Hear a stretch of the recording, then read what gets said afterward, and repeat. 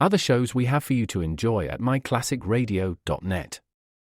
The Avengers was most certainly not a household name in South Africa prior to the radio series.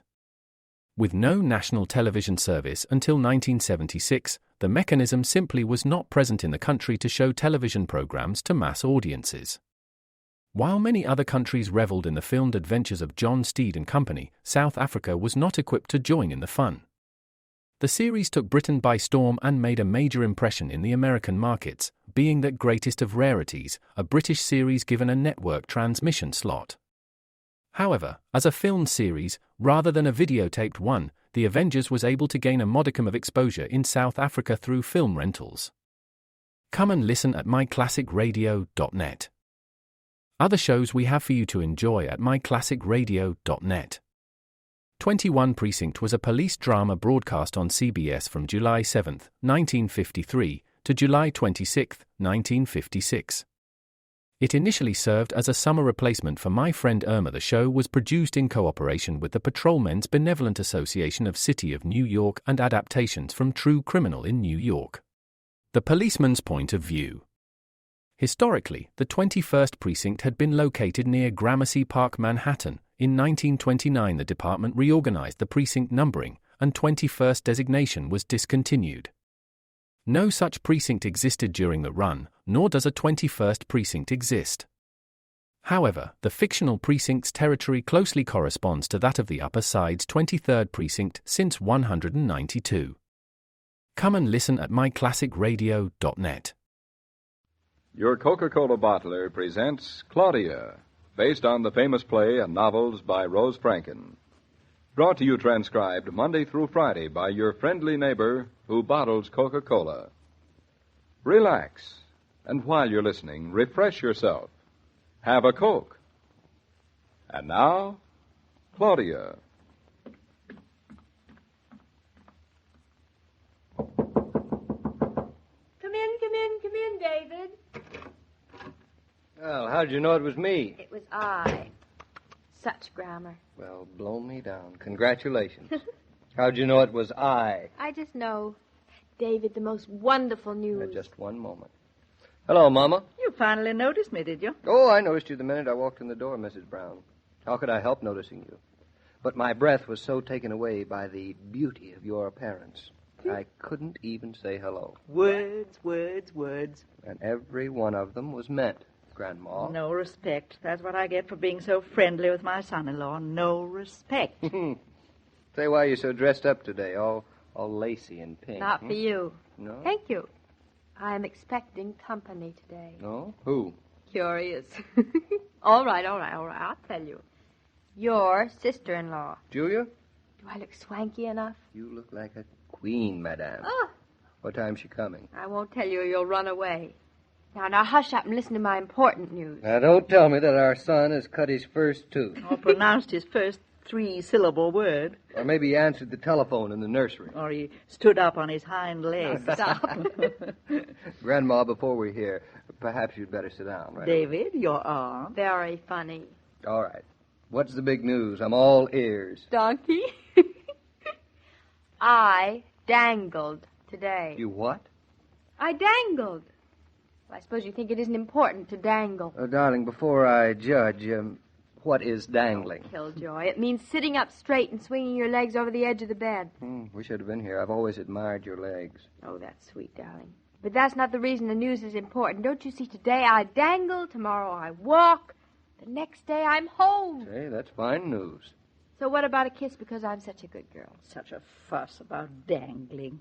I never dangled. Mother, you didn't. You didn't? In my day, it wasn't stylish. After having a baby, you were either up or down. Either in bed or walking. None of this in-between stuff. That's for sissies. Sissy, eh? It's you. How long were you in bed after me, Mama? Only 8 days. Huh! I'll be home in only 7. That is different. What's so different about it? I had you. You didn't have me. Say that again, Mother? If you didn't understand the first time, David, it's just too bad. Dangling. Mama is jealous. Now I really feel as if we're coming down the home stretch, David. Just a couple of more days, we'll all be together again. Oh, it can't be too soon for me. Though I must say, Mama and I have had a fine time, haven't we, Mama? That's one of the reasons I'm in such a hurry to get home. You two are getting along entirely too well without me. You married a very jealous woman, David. I am terrified of her. Did you know that? You two are completely and utterly foolish today. If I didn't know you better, I'd suspect you'd been out tippling. I refuse to stand around here and be insulted. I don't blame you, David. Let's go down the hall and pay our respects to the newest addition to the family, Grandma. At least he can talk. Yeah, I wonder if you'll like him so well, David, when he's no longer behind a window pane. He won't bother me. I won't let him. Tough, aren't you? Very. But he has a heart of gold, Mama. And a sweet face. Sweet. Oh, so sweet. Don't you dare call my son that either, Mrs. Brown. David hopes he'll grow up to be tough. You bet I do. You coming, Mother? Hurry back. Remember, now I'm expecting Julia here. She's visiting you, not me. You are our son's father, so you should get half the visit. If it were anyone else but Julia. Julia's so proper, so refined. I shall have to behave. I Cheer know. up, David. Bertha's coming, too. I told her Claudia could have visitors this afternoon. You didn't tell me. Who are you? Who am I? Julia of Boston, Black Bay. And Bertha, the superintendent's wife. What a happy combination. Maybe they won't come at the same time, fingers crossed. Well, it'll do Julia good to meet Bertha. If Julia appreciates her and isn't feeling like having airs today. David, maybe you and Mama better stay here. You're the hostess. It's your party. We'll be back for the fireworks. I hope there won't be any. I hope. Whoever it is, come in. Mrs. Norton, I'm so glad to see you. Bertha, what a wonderful surprise. The whole family, it is here. I choose just the right time to come. Just. Hello, Bertha. You chose just the right time, and every time you choose the right time. Mrs. Brown, so good to see you. Well, Bertha, how do you think my daughter looks? Beautiful. Like a little girl she looks. I am supposed to look like a mother, Bertha. Not at all. You look old enough only to be Mrs. Brown's daughter. But it is so good to see you. How's Fritz? He wanted to come, too, but I tell him not today. This is not right. You should not be crowded with people. One person at a time. One person at a time's a good idea. I'll tell Julia. David, now hush up. Bertha, what do you think I'm going to get out of bed tomorrow? Yeah? So soon? So soon? I thought the day would never come. Why is it? Is everybody trying to keep me in bed forever? Peace. It's wonderful. Then everything, it went fine? Oh, it was a cinch. Oh, Bertha, we've been so lucky. Yeah. But it is right that sometimes the nice people are lucky, too. Bertha, if you don't mind, Mrs. Brown and I are going down the hall to say hello to a certain baby that we're interested in. Have you seen him? After Mrs. Norton. Then I have time. He's not bad looking for Claudia's son. And yours. Come along, David. And Bertha, please stay here until we get back. I'll keep her here. But, David, hurry up. Remember Julia? Good luck, darling. After you, old mother of mine. Oh, Bertha, if you could teach these children some manners, I'd be so grateful. David is just like Mama's son, isn't he? Yeah, because Mrs. Brown is so much a mother. I hope I'll be able to be like her. You will. And with Mr. Norton to help you, your baby will be a fine man. Between Mama and David, I'll manage. You can't miss the baby, Bertha. He's second from the left. Oh, you'd know him anyway. He's the one with the funniest expression on his face. Then I know him right off. Mrs. Norton, I cannot stay for long, so I tell you now, I bring the baby a little something. Bertha, now you're already spoiling him. I did not buy it. We could not get something beautiful enough with our money for you, so I crochet a little blue jacket. I don't think the baby will get anything else he'll like as well. Here you are. I'm almost embarrassed to give you.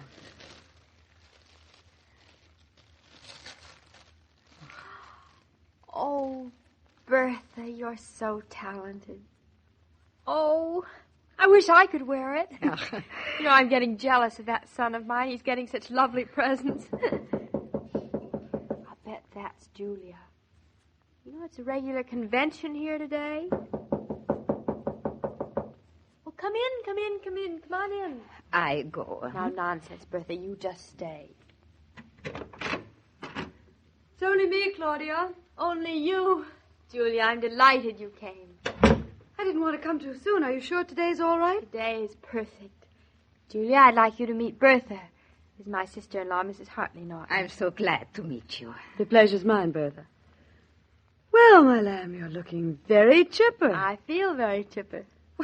I came so soon, only 3 days, and look at you. I'll be out of bed tomorrow. Now, don't hurry things. For heaven's sake, be careful. I will be.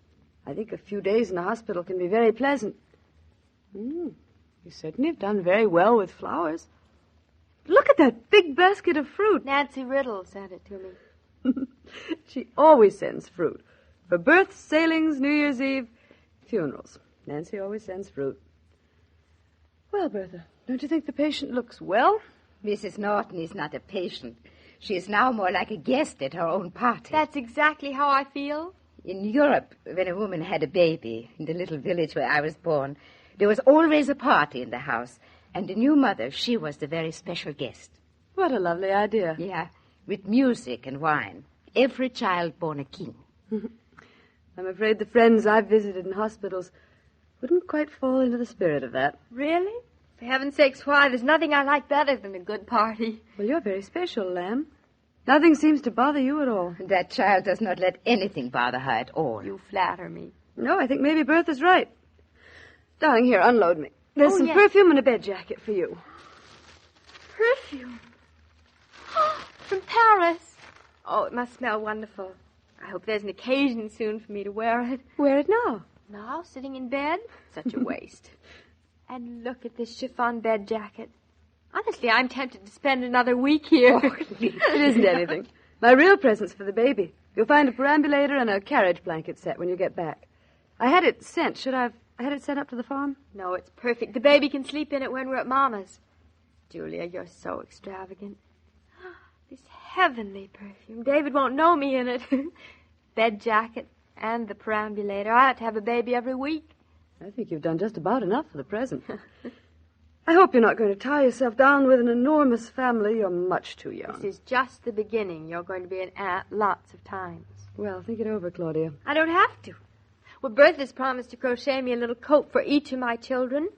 Now, that's an incentive, isn't it? Oh, Liebchen, you make fun. No, I don't, Bertha. Look, Julia, isn't it lovely? Well, you made this, Bertha? It is nothing. Where I come from, crocheting is learned by little babies. Before I was 12, I make myself a bedspread. You two women certainly make me feel helpless. One of you crocheting so beautifully, the other producing a son, and 3 days later acting as if nothing had happened.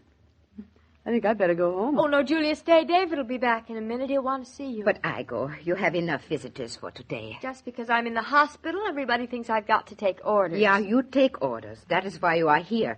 When you get home, you do as you want. I'll remember that, and I'll quote you. Now I see the baby and say goodbye to your husband and to your mama. They're down the hall, Julia, with their noses plastered against a certain nursery window. And remember, anything you want or need, just call me up. Fritz and I will do anything we can. I'll call you, Bertha. But only because I want to thank you for everything. Goodbye, Bertha. Well, goodbye. I go now and see the baby. Sweet wishes, Mrs. Norton. Thank you. What a charming woman. Yes, isn't she? And perfect manners. Real dignity about her. She was born with it. Bertha's an aristocrat inside. That's the only real kind, I guess. You know, it's one of the nicest things about my marriage, Julia. What is, Lamb? You. Because I'm related to such a nice relative. Whenever you can't find the young folks, chances are they've stopped at the local fountain to join their friends for Coke. The fountain is their club, and Coke is what they like to drink. So they like to be able to offer it to friends when the crowd drops in at home. It would be fine if all their requests were as easy to grant, for Coke is only 5 cents a bottle today, as it has been right along. Mr. King, have you seen Claudia yet? Well, I'm just about to drop in and pay my respects. That child is really astounding. She acts as if nothing had happened. And yet she's well aware of the great gift she's received. Is she? It's difficult to know just what's going on inside Claudia's head. A great deal is, as Dr. Rowland will find out tomorrow. Dr. Rowland? Yes, you see, not every case is as successful as Claudia's, and doctors are human. They blame themselves for losing. Dr. Rowland is the best physician in New York. That's why I recommended him to Claudia. Well, it happens even to the best. But that's for tomorrow. That and Claudia's first walk down the corridor. Which reminds me, I'd better hurry down and call on my first nephew. Goodbye, Mr. King. So long, Mrs. Norton. As I was about to say, every day, Monday through Friday, Claudia comes to you transcribed with the best wishes of your friendly neighbor who bottles Coca-Cola. So listen again tomorrow at the same time. And now this is Joe King saying au revoir. And remember, whoever you are, whatever you do, wherever you may be, when you think of refreshment, think of Coca-Cola. For Coca-Cola makes any pause the pause that refreshes. And ice-cold Coca-Cola is everywhere. This broadcast of Claudia was supervised and directed by William Brown Maloney. And now, here's a word from your friendly neighbor who bottles Coca-Cola.